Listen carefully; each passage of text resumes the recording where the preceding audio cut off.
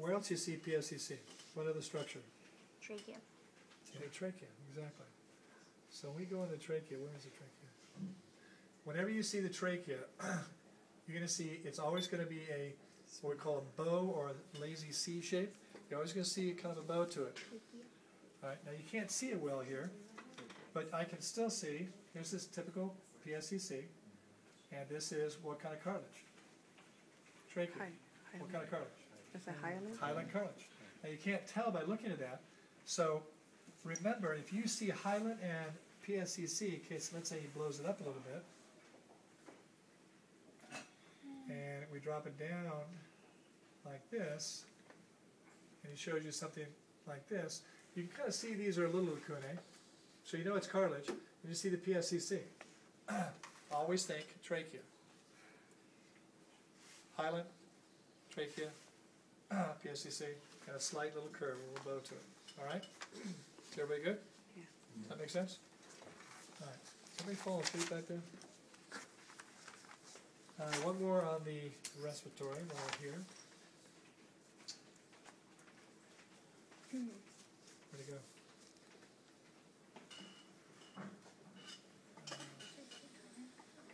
Here it is. All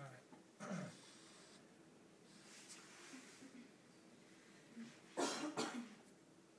Whenever you see this, what's the first thing you need to think of? Epiglottis. The only place that has elastic cartilage.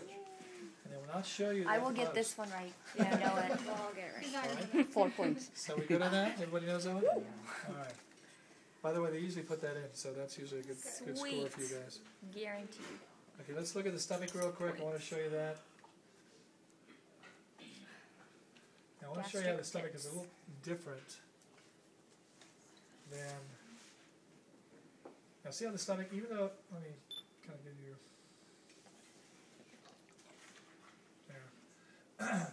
Even though you can see the deep gastric pits in here, like these structures in here, these are deep, but it's fairly level all the way across with deep gastric pits. So it's not this elongated like the small intestine where you have the microvilli.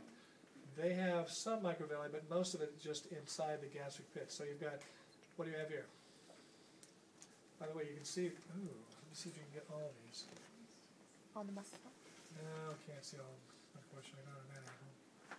How about up here? Whoa, we're getting close.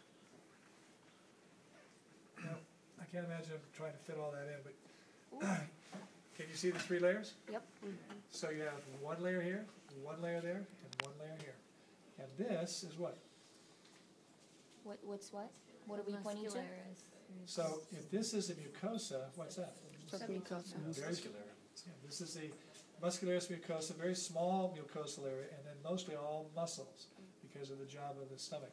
So you know this is going to be stomach because there's not this huge plique separation. Oops, wrong way. And you end up with, now I could show you maybe a little more detail where you can actually see the gastric pits significantly. And the key with this is, see how these are all attached?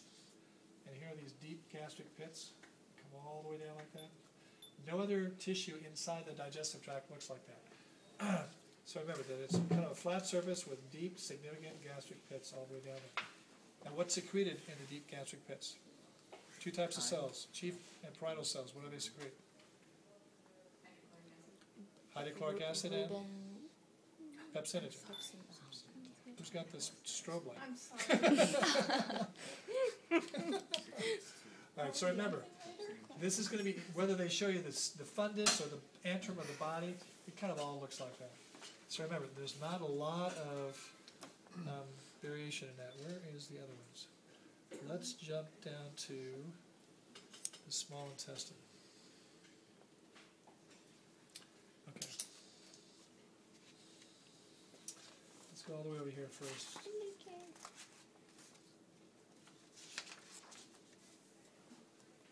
Okay, so what are we looking for here? We're looking for plique.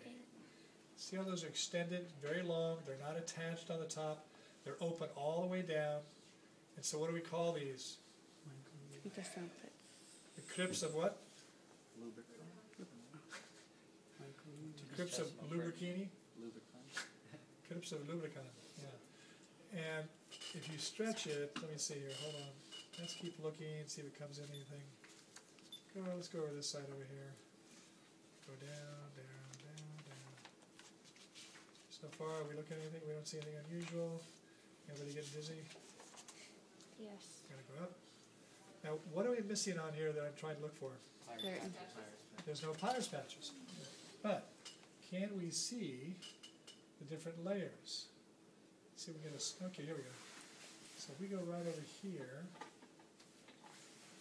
I'll come up this way a little bit, yes. So you can see all 4 layers. You see where they are? Focus that a little more. Let me go over here a little more.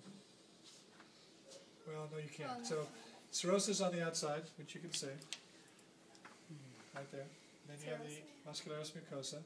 And once you start going up, you have the submucosa, and then you have the mucosa. Now, let's look. Where's the one I was looking for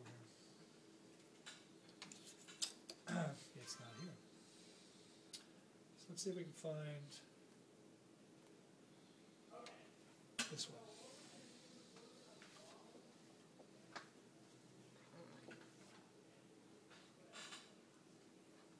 Lots of glands in this one. But you'll see there's no Peyer's patches in here either.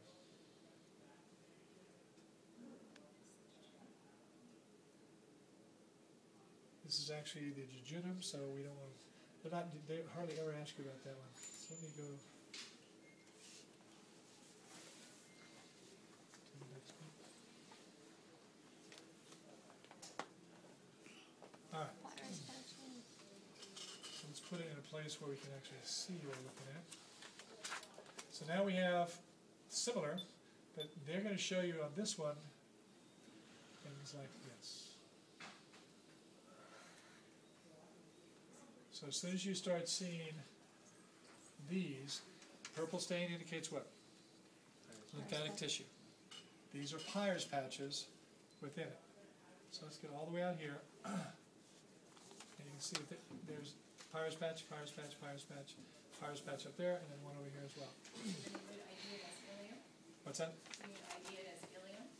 This is going to be the ileum. As soon as you see Peyer's patches, you know you're dealing with the ileum. And to be honest with you, if they ask you to specifically identify what section of the small intestine, this is the only one they're going to ask you about because it's the only way you can confirm because of Peyer's patches.